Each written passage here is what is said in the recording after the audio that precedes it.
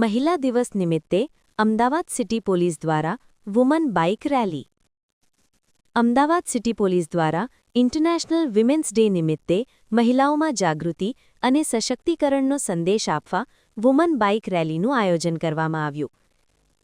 6 March 2026ના રોજ યોજાયેલી આ રેલીમાં મહિલા પોલીસ કર્મચારીઓ અને અન્ય મહિલાઓએ ઉત્સાહપૂર્વક ભાગ લીધો. આ રેલીનો મુખ્ય ઉદ્દેશ મહિલાઓમાં આત્મવિશ્વાસ વધારવો, ટ્રાફિક નિયમો અંગે જાગૃતિ ફેલાવવી તેમજ સમાજમાં મહિલાઓની સક્રિય ભૂમિકા મજબૂત બનાવવાનો રહ્યો. અમદાવાદ શહેર પોલીસના આ આયોજન દ્વારા મહિલા સશક્તિકરણનો સંદેશ આપવામાં આવ્યો. જે મહિલા બાઇક રેલીનું આયોજન કરવામાં આવ્યું ખાસ કરીને અને વુમન્સ ડે પણ આવી રહ્યો છે. શું મેસેજ મહિલાઓ માટે? 8 માર્ચના રોજ આંતરરાષ્ટ્રીય મહિલા દિવસ છે. એના અનુસંધાને જુદા જુદા પ્રોગ્રામ અમદાવાદ સિટી પોલીસ દ્વારા કરવામાં આવી રહ્યા છે. તો આજે એક મહિલા બાઇક રેલી હતી જેમાં તમામ મહિલાઓ જોડાયા હતા. અમદાવાદ પોલીસ અને અમુક પ્રાઇવેટ પણ હતા. બધાએ હેલ્મેટ પહેર્યો હતો.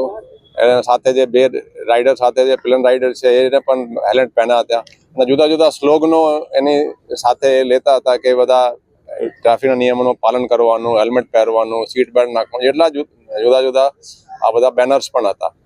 આ મહિલા દિવસ જે છે એનો ખરેખર જોઈએ તો મહિલાઓનું જે યોગદાન છે એને રિકોગ્નાઇઝ કરવાનું, જેન્ડર ઇક્વલિટી.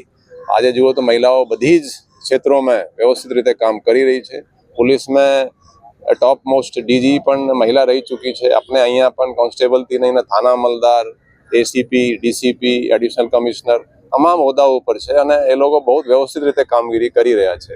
ઇનફેક્ટ પોલીસ સ્ટેશનમાં અમુક વખતે તો એની સિન્સિયરિટી જેન્ટ્સ કરતાં કદાચ એ વધારે સિન્સિયર મને એવું એસેસમેન્ટ ક્યારેક થાય છે અમુક મહિલાઓનો. તો એટલે કામગીરી બહુ વ્યવસ્થિત છે અને આંતરરાષ્ટ્રીય મહિલા દિવસ પર હું તમામ લોકોને શુભેચ્છા પણ પાઠવું છું. સર, અમદાવાદ શહેરમાં ગુનાનું પ્રમાણ ઘટી રહ્યું છે. ખાસ મહિલાઓની વાત કરવામાં આવે તો દુષ્કર્મ અને જે કેસો છે તેમાં કન્વિક્શન રેટ ઓછો છે, તેને વધારવા માટે કયા પ્રકારના પ્રયત્નો કરી રહ્યા છે આપણે?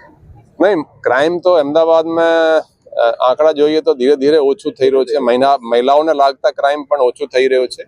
પણ કન્વિક્શન રેટ પણ એક પોલીસ માટે અને આખા ક્રિમિનલ જસ્ટિસમાં બહુ મોટો પડકાર છે. એના તપાસ વ્યવસ્થિત થાય એના માટે પણ આપણે કામગીરી કરી રહ્યા છીએ. બધા ટ્રેનિંગ આપી રહ્યા છીએ.